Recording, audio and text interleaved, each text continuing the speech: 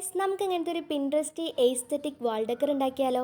കുറെ ആയിട്ട് എൻ്റെ വീട്ടിൽ ഇങ്ങനെ ഒരു ഫ്രെയിം വെറുതെ ഇരിക്കണം. അപ്പോൾ ഇനി അതിന് വെറുതെ ഇരുത്തണ്ട, നമുക്ക് എന്തെങ്കിലുമൊക്കെ ചെയ്യാം. പഠിച്ചു കഴിഞ്ഞ് ഏതെങ്കിലും ഒരു ടെക്സ്റ്റ് ബുക്ക് ഉണ്ടെങ്കിൽ അതെടുക്കുക. അതിനെ നമുക്കൊന്ന് വിൻറ്റേജ് തീമാക്കി എടുക്കാം. ശരിക്കും നമ്മൾ ഇങ്ങനത്തെ പേപ്പേഴ്സ് ഒക്കെ വിൻറ്റേജ് തീമാക്കി എങ്ങനെ വെച്ചാൽ കുറച്ച് കോഫി പൗഡർ എടുത്തിട്ട് വെള്ളത്തിൽ മിക്സ് ചെയ്തിട്ട് അതിൽ ഈ പേപ്പർ മുക്കി എടുത്തിട്ട് ഉണക്കിയെടുത്താലും മതി. എനിക്ക് പിന്നെ തീരെ മടിയില്ലാത്തതുകൊണ്ടാണ് ഞാനിങ്ങനെ മാർക്കേഴ്സ് വെച്ചിട്ട് ചെയ്യുന്നത്. എന്നെ പോലെ തീരെ മടിയില്ലാത്തവർക്ക് വേണമെങ്കിൽ ഇങ്ങനെ മാർക്കേഴ്സ് വെച്ചിട്ട് ചെയ്യാം. ഇനി നമുക്കിതിനെ കുറെ സ്ക്വയർ പീസസ് ആക്കിയിട്ട് കട്ട് ചെയ്തെടുക്കാം. സൈസൊക്കെ നിങ്ങൾക്ക് നിങ്ങളുടെ ഇഷ്ടത്തിനനുസരിച്ചിട്ട് എടുക്കാം. ഞാനൊരു ഏകദേശം ഒരു കുഞ്ഞ് സ്ക്വയർ ആണ് എടുക്കുന്നത്. ഈ ഒരു മെത്തേഡിൽ തന്നെ നമ്മുടെ റൂമിൽ ഏതെങ്കിലും ഒരു കോർണറിൽ വാളിൽ ഇതേപോലെ സ്റ്റിക്ക് ചെയ്ത് കൊടുത്താലും കാണാൻ നല്ല എസ്തെറ്റിക് ലുക്ക് കിട്ടും. നമുക്ക് ഈ കട്ട് ചെയ്ത പീസസ് ഒക്കെ ഒരു ഹാർട്ട് ഷേപ്പിൽ സ്റ്റിക്ക് ചെയ്ത് കൊടുക്കാം. ഈ ഒരു ഐഡിയ ഞാൻ എൻ്റെ ജേണൽ ബുക്കിൽ ചെയ്യണം എന്ന് വിചാരിച്ചതായിരുന്നു. പിന്നെയാണ് ഈ ഒരു ഫ്രെയിം കിട്ടിയപ്പോൾ എന്തായാലും ഇതിൽ ചെയ്യാന്ന് തോന്നി. എൻ്റെ കമന്റ് ബോക്സിൽ ഇപ്പോഴും 1-2 പേരായിട്ട് ഗിവ് അവേ ചെയ്യുമെന്ന് ചോദിക്കാറുണ്ട്. അവരോട് എനിക്ക് പറയാനുള്ളത്, എനിക്കൊരു 1K സബ്സ്ക്രൈബേഴ്സ് ആയി കഴിഞ്ഞാൽ ഞാൻ എന്തായാലും ഒരു ഗിവ് അവേ ചെയ്യും. അപ്പോൾ നിങ്ങളുടെ സപ്പോർട്ട് ഉണ്ടെന്നുണ്ടെങ്കിൽ എത്രയും പെട്ടെന്ന് ഗിവ് അവേ ചെയ്യാം. എനിക്ക് വെറും 365 സബ്സ്ക്രൈബേഴ്സ് ഉള്ളൂ. ഞാൻ ഗിവ് അവേ ഒക്കെ ചെയ്യാനായോ എന്ന് എനിക്ക് തന്നെ തോന്നുന്നുണ്ട്. 1K സബ്സ്ക്രൈബേഴ്സ് ആവട്ടെ, നമുക്ക് സെറ്റ് ആക്കാം. അങ്ങനെ നമ്മുടെ സ്റ്റിക്ക് ചെയ്യുന്ന പരിപാടിയും ഏകദേശം റെഡി ആയിട്ടുണ്ട്.